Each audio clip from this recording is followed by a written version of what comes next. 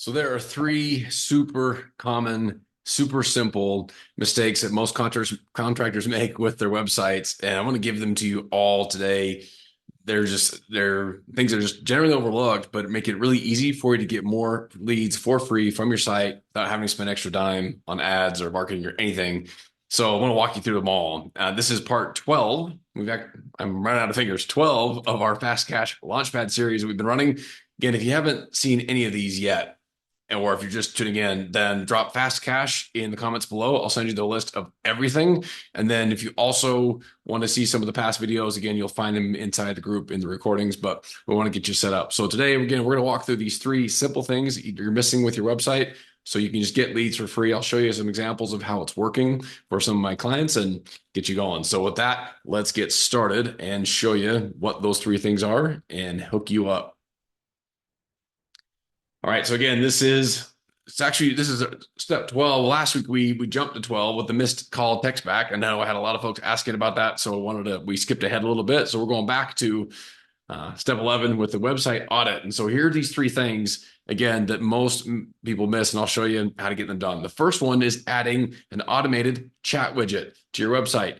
It's going to convert. There's so many people that come to your website that as much as we want them to pick up the phone and call or fill out a request a quote form, they just won't do it for whatever reason. People just want to text or want to chat and self-serve or just take a little bit more of a passive approach. They could be in line at the grocery store. They could be wherever. Okay. And they just decide that they'd rather just text, not call, but they want to get some kind of contact. Okay. So add a chat widget to your site and I'll show you what happens when you do. I'll show you three examples. So here's one. One of my clients that someone just said in, hey, I could use some help with, and they go in and talk about what they want. Is this something you could do? We've got this set up to where when someone chats on the widget, here's the automated response that they decided they want to have go out. So just acknowledges, let them know what's going on, and that we will get back with them very soon. And then they respond right away, phone or text. So we've kept them warm so we can now follow up. And at the same time, this also is set up to send an alert to my client so that he knows, hey, someone just filled out a request on the chat, give them a call. They're able to call them and get the project booked. So just a super easy example of how he wanted to have it done, but we've got their email address and phone number that we otherwise wouldn't have had because they weren't necessarily wanting to just fill it out on the quote form. Again, but they'll do it on the chat widget. So here's another example. Someone says, hey, your website says you do remodels. We're interested in this. And at the time, this is their chat widget for this client. They wanted to be able to just interact with them live rather than have an automated message go out. So there wasn't anyone available then. You can see this came in at 9:11. So 5 minutes later, no one's available. We invited them to leave their contact details, prompted them again. They didn't do it. They left.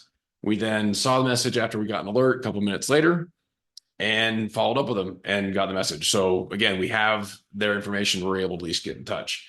Another example, someone said, hey, I'd like to get a furnace tune up. This is for one of my HVAC clients. Again, here's the response. So again, you can see that people want to come in and just leave a response or at least initially reach out via chat, gives us a chance to respond. And now, again, we've got their email address because we required that for them in this particular case to engage with the chat widget. And now they've since got follow-up emails from us. So again, step one, everybody get a chat widget on your site. Okay, the next one. We're going to talk about two other ones real quick, and I'll show you some examples of of just random examples of sites where this is just obviously missing.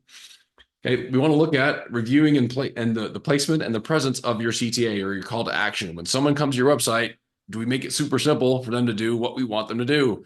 Again, it seems intuitive, but I see this all the time, and I'll show you what I'm talking about. And then second part is leveraging lead magnets and how those can be helpful, again, for the people that aren't ready to pick up the phone and call right away or fill out a request a quote form. And so I decided just on the heels of what happened last weekend, I've had a feeling if I were to do a search for a general contractor in Ann Arbor, Michigan, that I would find an example of someone who's not doing this right. And there's my little college football humor. If you're following along, you know I love Ohio State, and we were able to take care of business against Michigan last week.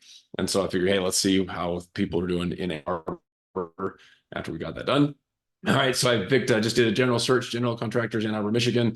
So the top one that wasn't sponsored, give them credit, they're Wolverine Contracting, but let's go to their website. So they're at least getting placement, but when people come to the site, this is what it looks like. I'll actually go back to this. Let's see if we go to their homepage. Okay, here it is. And if I'm here for more than a second or two, I know what's missing to me. Maybe you're seeing it too. Where's the phone number? Okay. Do we want them to call or not? I can't tell you how often I see this. There's just no visible phone number, or more importantly, tappable click to call phone number on the website at the very top right of the section. So as soon as you get there. So strange. And I checked this on the mobile version, same thing. So it's just, you can't do it. At least they've got a button here to request an estimate. So at least they're going to get people that are ready to give all their details all at once.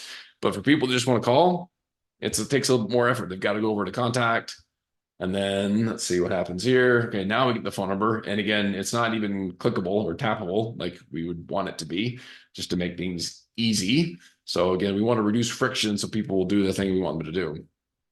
So that would be the first thing. Okay, just look for that. There's other examples of this. A lot of times, there's other examples I'll look up at sites, and there's not even a get an estimate. There's not even a button or an action. It just shows pictures of what they do, and you have to scroll down to eventually get what they want. So again, check your website and see, is it super easy for people to, as soon as they get to your website, tap to call or click on a button to fill out information right at the very, very top and center.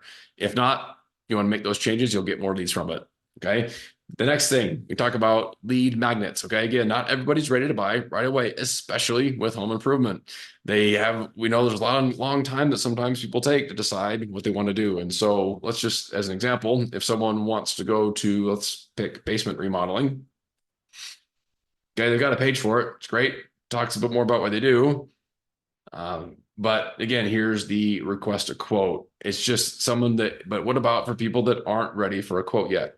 What do we recommend instead, okay, is you want to be able to have something that is built around either the objections that you hear or the questions you always get asked. If you're not tracking those, now is a good time to start. And here is why, okay? There are plenty of people that need help trying to figure things out, and they're in that research stage of their project. And so if you can provide something like, hey, here are the top 7 mistakes people make when they're going to remodel their basement, or fill in the blank for whatever project or type of customer you want to help. You're going to help them get closer to the answer, closer to the point where they'll be ready to actually hire somebody, but you'd rather them get the answers from you instead of a competitor or just somewhere else on the internet. So make that available, make that valuable piece of information to help educate your consumer, help them make a smarter choice, or help them get closer to the idea, or help them, maybe it's a design guide. There's so many different things you can do to provide value to get someone's email address and or phone number for the people that just aren't quite ready to buy yet. And as you give them that information, they're going to trust you more, and they're going to be more likely to reach out to you when they're ready.